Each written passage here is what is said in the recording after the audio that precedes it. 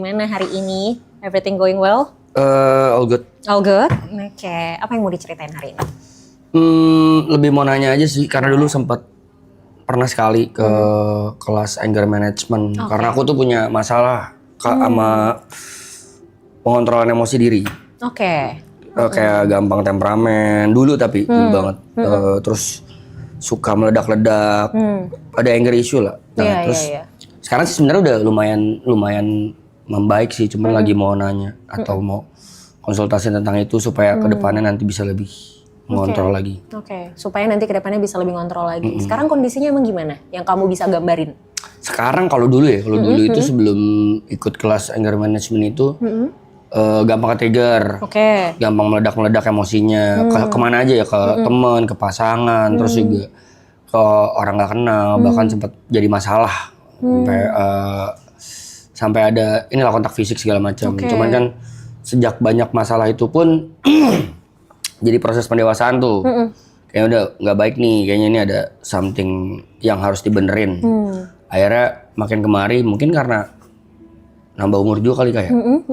Jadi lebih ngehindarin sekarang, dan tapi sekarang masih ada nih, masih sisa-sisanya masih ada. Contohnya kayak ini kan gara-gara live ini kan semakin besar nih exposure-nya, dan juga semakin besar juga semakin banyak yang tahu. Dan tidak menutup juga, semakin banyak juga ada bertambah juga tuh kayak haters, ada yang nggak suka, itu pasti kebuka kan. Nah sekarang tuh aku lagi kebingungan buat buat mengatasi komentar-komentar negatif ataupun komentar-komentar yang menurutku tidak benar, tapi ya tau lah ya, kalau sosial media kan banyak orang-orang yang berasa pintar gitu tapi padahal bukan itu. Jadi sekarang masih sering ke-trigger kayak kalau ada yang komen hate atau komen negatif padahal itu nggak bener. Kalau bener, misalnya kalau bener pun misalnya aku lebih ke yang ya udah sorry gitu, ya udah salah gitu. Cuman kalau yang nggak bener kadang suka ke-trigger dan menggebu-gebu gitu.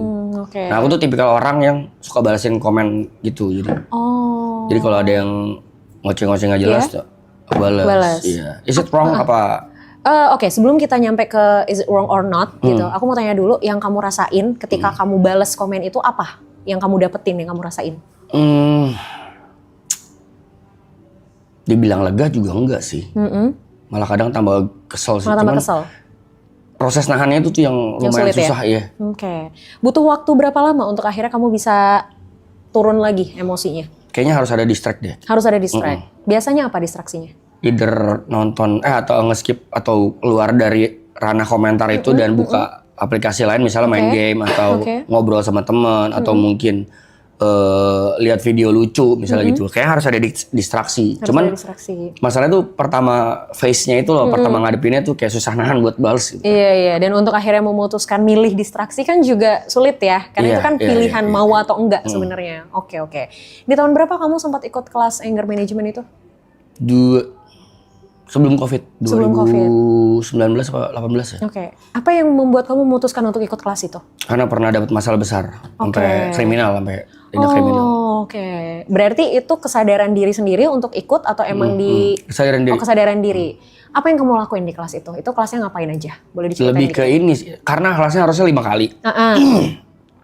Karena mahal pertama dan jauh di Bandung, jadi nggak ada waktu, cuma ikut sekali doang, dan sekali itu cuman basic lesson doang, cuman kayak tadi tuh distraksi, terus jangan mengambil keputusan ketika emosi apapun itu, misalnya pengucapan, misalnya tindakan, lebih ke sana doang. Terus jadi ajarinnya gitu sih, kayak banyakin olahraga, tidur yang cukup, hindari alkohol, sedangkan banyak kejadian dan keputusanku yang salah, aku dalam under alkohol gitu. Iya sih, jeleknya tuh itu sih. Ya, emang alkohol tuh somehow memang memicu sisi emosional kita jadi lebih high, karena kan adrenalin naik. Kalau adrenalin udah naik nih pasti bawaannya kita pengen push something gitu, either itu emotionally or physically gitu. Sayangnya tuh di situ sebenarnya. Berarti tadi distraksi yang kamu lakukan itu adalah hasil dari kamu ikut kelas anger management itu? Mungkin ada pengaruhnya, ada pengaruhnya, tapi yang aku berasa banget sih malah lebih kepukulan keras ketika aku dapat masalah gitu. Jadi sempat dapat masalah besar banget dan itu cost me 100 million.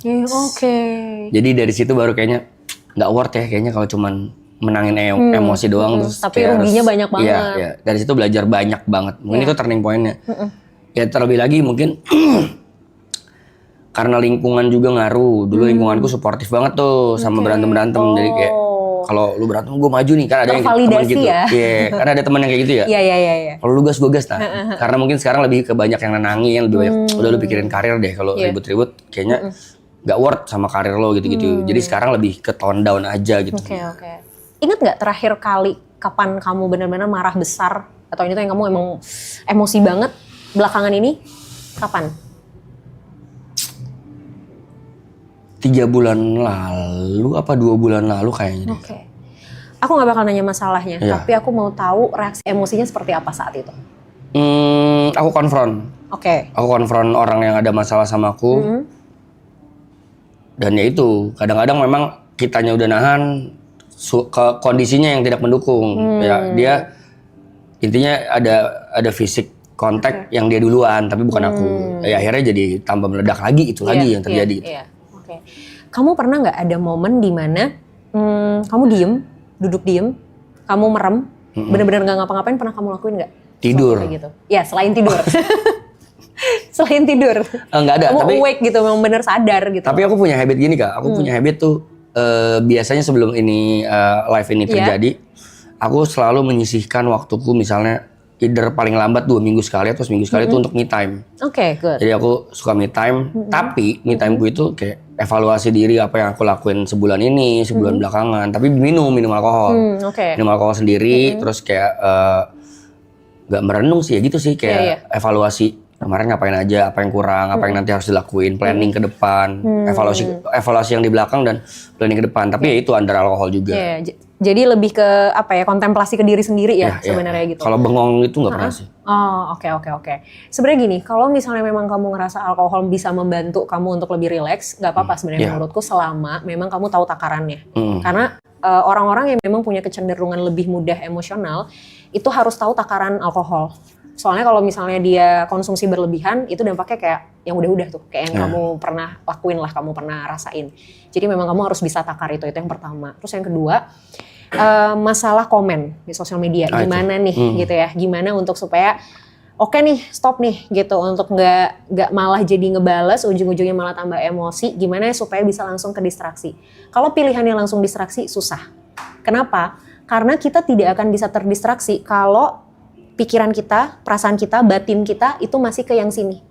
Misal, ini ada gelas isi, ini ada botol, ya kan? Kita pengen ngeliat ke sini, pengen minum yang ini, tapi kan ini masih keisi. Susah dong buat kita bisa ngambil ini kalau ini masih keisi. Artinya yang ini dulu harus dihabisin kan, baru kita bisa tuang lagi, baru kita bisa ambil yang ini. Sama kayak emosi, kamu harus berusaha untuk tenangin dulu yang di sini, baru kamu bisa distraksi. Gimana cara tenanginnya? Nafas. Jadi sumber terbesar emosi itu adalah ketika memang kita tidak mampu mengontrol nafas kita dengan baik. Kalau lagi emosi yang paling kerasa apa?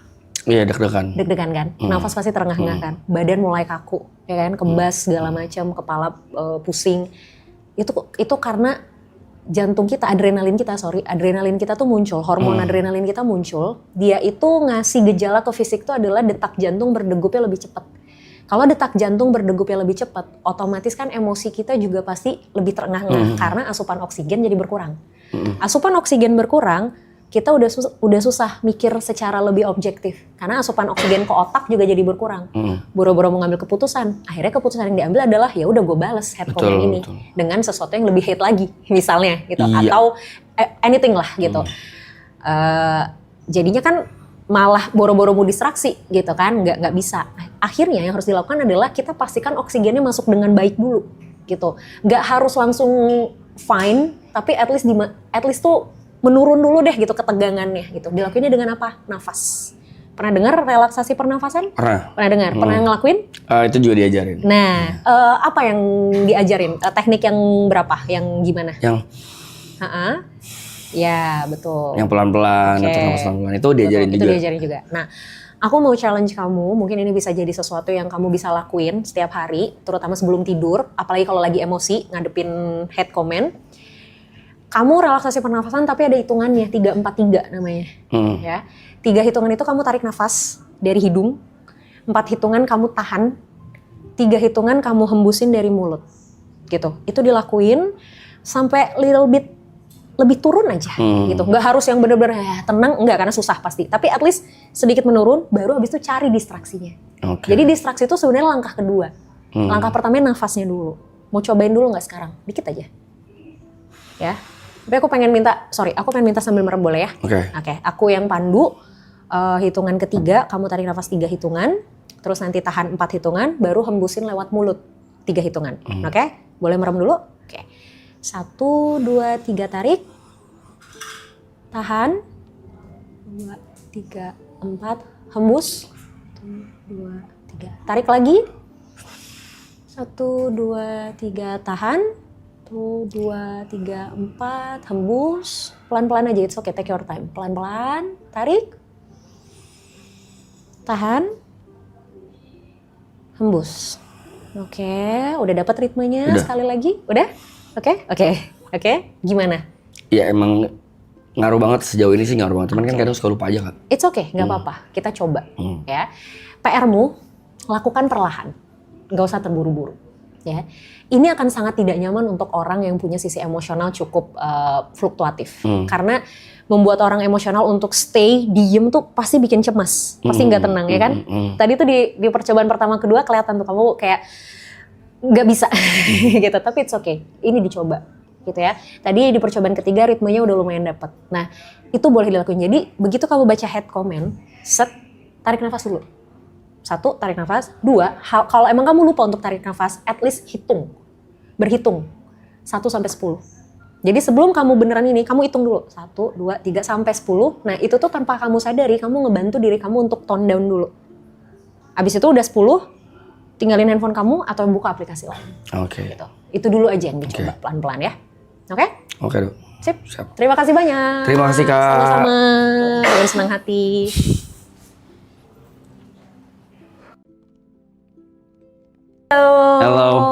Halo, Kak. Halo. Nice to meet you. Nice to meet you too, Indah. How are you today? I'm good. Good? Pretty well. Udah istirahat cukup juga. Oh, good then. Okay, so how do I start this? Take your time. Nggak bingung menyusun kalimatnya, bingung. Okay, so I've been doing this udah 54 atau 55 hari. Yes. Yang season yang ini. Yang season sebelumnya juga udah puluhan hari lah. Oke. Tujuan utamanya memang itu pengen bantu teman-teman. Oke. Pengen bantu teman-teman. And it works. It works. Sampai sekarang it works. Yep.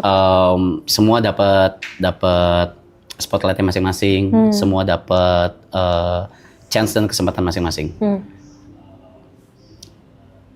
Tapi aku ngerasa kebeban, Kak. Why?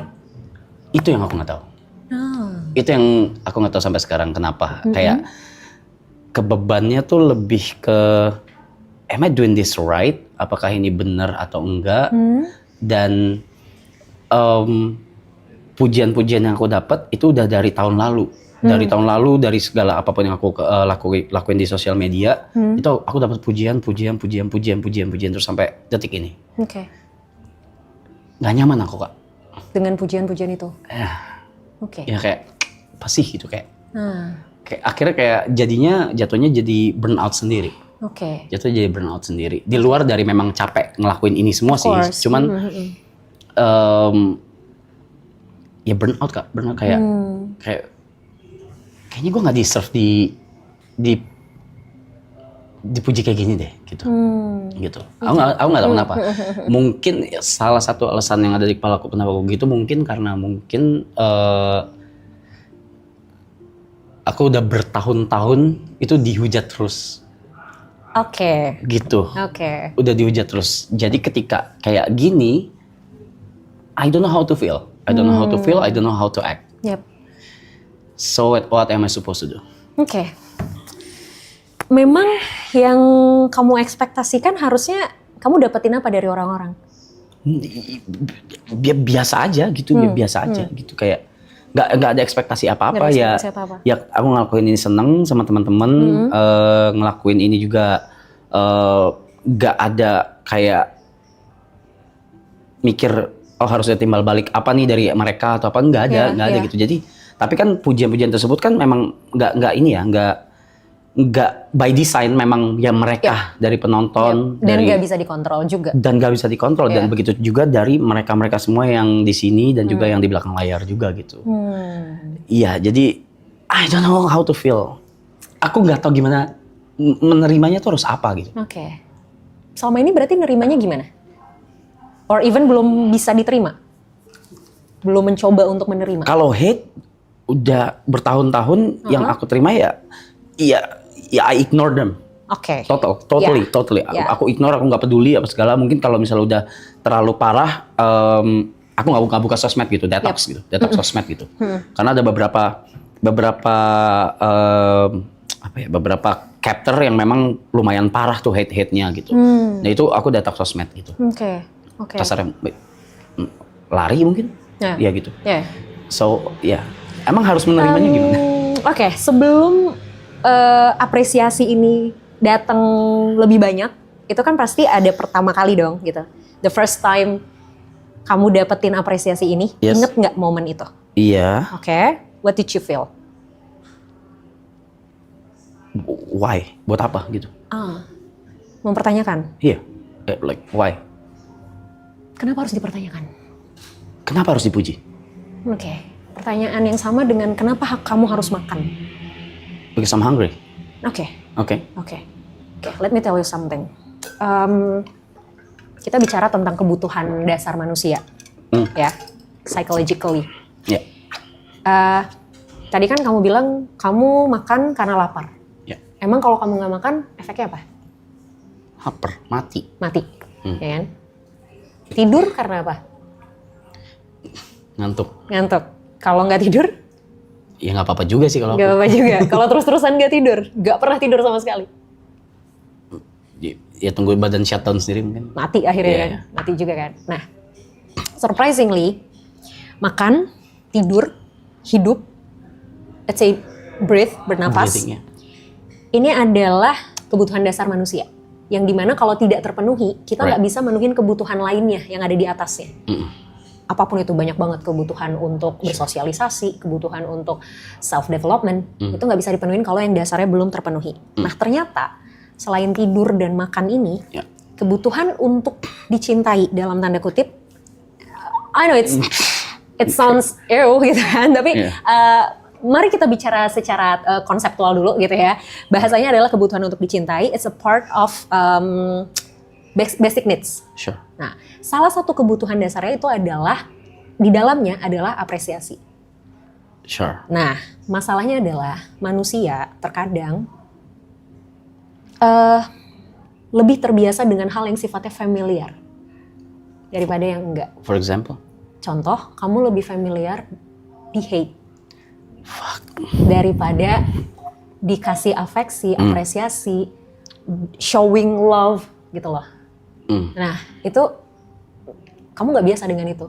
Akhirnya, banyak orang yang akhirnya karena lebih familiar sama hal ini, maka dia merasa ini yang benar. Shit. Yes. Oke. Problemnya di mana? Bisa macam-macam. Macam-macamnya apa? Kamu dapetin treatment ini for a long time. Very long time. Yes. Akhirnya ini jadi sesuatu yang sudah biasa, gitu loh. Oh ya sudah, memang dunia memperlakukan gue kayak gini. Emang gue nerima ini, so I deserve this. Gitu. And then ketika sesuatu yang berlawanan datang, secara logik, it's something like common sense. Orang muji, orang apresiasi, especially social media, it's common sense. Biasa banget. Banyak orang ngelakuin itu, gitu kan? Tapi karena kamu tidak terbiasa mendapatkan ini, kamu nggak familiar dengan ini, and then ini kayak feel strange for you. Ya kan? Kita kan kalau misalnya ngedapetin sesuatu yang kita nggak biasa, aneh nih gitu, nggak bisa nerima nih badan gue, gitu kan? Itu yang terjadi sama kamu, gitu loh. Oke. Jadi si kebiasaan ini, sesuatu yang sudah terbiasa ini, akhirnya apa? Mempengaruhi mindsetmu, mempengaruhi perasaanmu, mempengaruhi pikiranmu. Itu di situ. Nah, gimana supaya tadi kan aku tanya, kenapa harus dipertanyakan?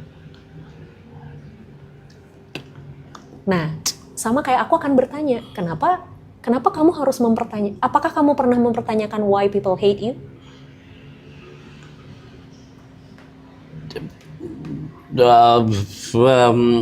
Karena fuck. Karena mungkin cerita satu sisi mungkin bisa jadi gitu. Karena sudut pandang mereka? Iya, sudut pandang mereka karena satu sisi cerita? Yes. Oke. Fuck. Yes. Yeah. So, orang-orang yang ngasih love ke kamu, showing their appreciation ke kamu pun punya sudut pandang ceritanya juga dong. There's always two sides in our life, ya kan? Jadi ketika kamu mempertanyakan why people hate me, karena ya memang mereka mendengar satu sudut pandang cerita, or even mungkin mereka punya sudut pandangnya masing-masing, and then mereka hate me, so I deserve to be hate. Bahkan aku tidak mempertanyakan Kak, kenapa mereka hate. Nah, iya. Kalau kamu tidak mempertanyakan kenapa mereka hate, kenapa kamu mempertanyakan kenapa mereka love kamu?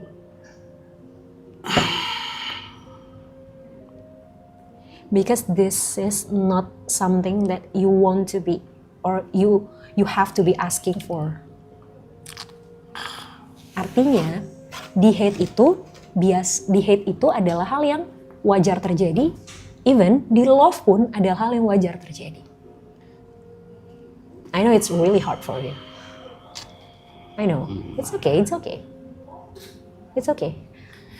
Aku nggak memaksa kamu untuk accepting the love by others. Aku nggak memaksa kamu. Tapi at least ini nggak mengganggu kamu. Tidak harus diterima, tapi tidak juga jadi hal yang mengganggu. Gimana cara mikir supaya elaborate? Oke, gini. Aku punya contoh paling gampang gini.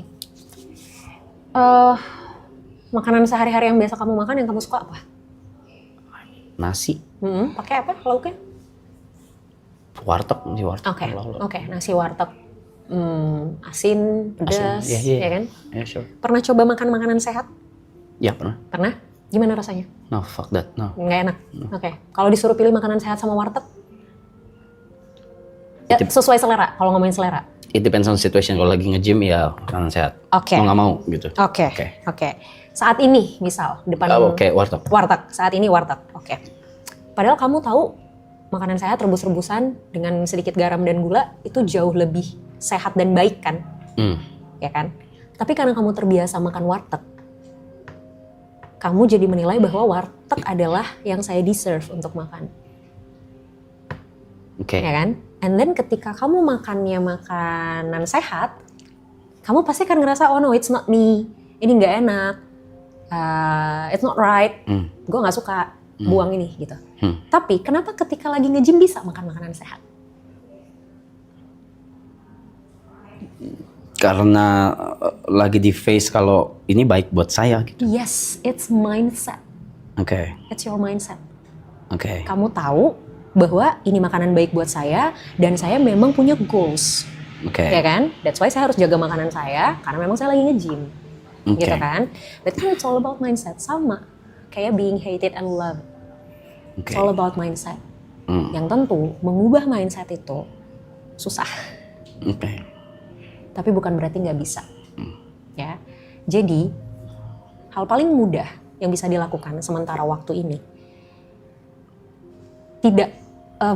ketika kamu nerima komen-komen apresiasi, komen-komen yang bagus tadi, belajar untuk tidak perlu mencari tahu jawabannya. Kenapa orang ngasih ini? Or even belajar untuk tidak mempertanyakan why-nya. Karena ketika kamu mempertanyakan why-nya pun, aku tanya, apakah udah nemu jawabannya sekarang? Yes. Gimana kalau orang yang nge-hate kamu bukan karena mereka dengar satu sisi cerita, bukan karena mereka literally hate kamu, tapi karena mereka iseng aja gabut. Sure. Atau misalnya kayak, ya karena orang ngelakuin itu, gue ngelakuin itu juga. Sure. Ya kan? So kita nggak pernah bisa memastikan why-nya kita, exactly the answer tuh apa sih sebenarnya. Oke. Ya kan? Sama kayak love. Udah. Ya itu yang berikutnya. Yes. Itu yang Ya berikutnya. Ya kan? Jadi semua ini bisa dimulai dengan see without questioning. Everything. nggak harus diterima ya. Karena terima tuh udah proses lebih step up-nya lagi gitu. Tapi untuk the first time-nya adalah sewajarnya memang menerima tuh kayak apa? Ya tidak mempertanyakan. What? Tidak mempertanyakan dalam arti, oh oke, done. Let's say salah satu, Mas thank you Mas. Udah bantu gua gini. Oh oke. No, that's weird. Oke. That's weird. Oke. Kenapa bisa terima hate comment? Enggak, aku juga nggak terima juga. Cuma maksudnya. Ya. Nah tapi at the end kan, ya sudah gitu kan. Maksudnya kayak ya udah gitu. Oke. Gitu. Belajar untuk tidak mempertanyakan, or even ketika Mas thank you Mas and the bla bla bla bla bla bla. Gini, mungkin kamu tidak merasa melakukan apapun, ya kan? But somehow kita nggak tahu sudut pandang orang kan. Misal kamu di jalan ngelihat ada sampah misalnya gitu kan, berantakan, kayak udah gitu, spontan aja gitu tiba-tiba ngambil sampah terus kayak udah buang tanpa bermaksud apapun, kayak ya sebel aja karena gue lewat ada sampah and then gue buang gitu, misalnya kayak gitu doang gitu. Terus tiba-tiba ada tukang sampah nyamperin, Mas thank you banget Mas udah bantuin saya. Kamu pasti rasa kayak I did nothing gitu loh, gue nggak ngapa-ngapain gitu kan. Cuma mungut ya. Iya, tapi bagi dia itu bisa something yang sangat membantu, karena mungkin dia lagi kerepotan banget ngebuang sampah, terus tiba-tiba dia lihat ada orang yang bantuin dia buang sampah di saat dia lagi kerepotan buang sampah di sini. Dan dia merasa orang ini mempermudah pekerjaan dia. Gitu. Ya kan? Sure. Buat kamu mungkin it's nothing. Tapi kita nggak tahu di mata orang. So, makanya tadi aku bilang gitu. Kita questioning pun kita nggak selalu bisa nemu jawabannya secara pasti sebenarnya. Okay. Itu malah jadi kayak overthink kita lebih banyak. Oke. Ya. Ingat yang tadi aku bilang, sesuatu yang biasa tidak selalu menjadi sesuatu yang benar. Okay? And how about love? Kalau sedikit aja. Okay. Kalau about love gimana? I mean, what do you want to know about love? Or how you explain love in your perspective? Am I deserve it? Why not? Why not?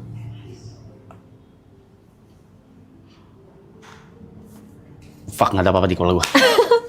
Fuck, nggak ada apa-apa di kepala. Okay. Dikit aja. Something that I know about love is it's not about how people give to you, but how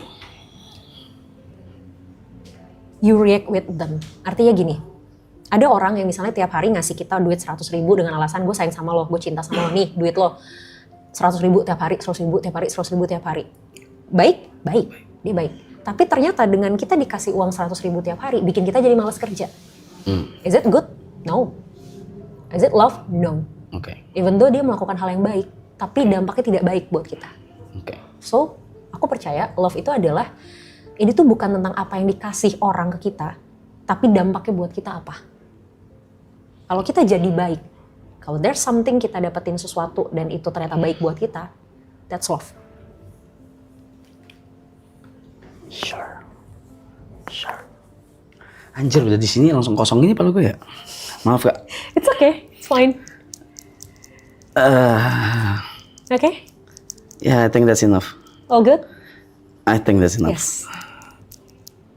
Okay, thank you Thanks. so much. Thank you so much. Appreciate it. Yes, anytime. Thank you.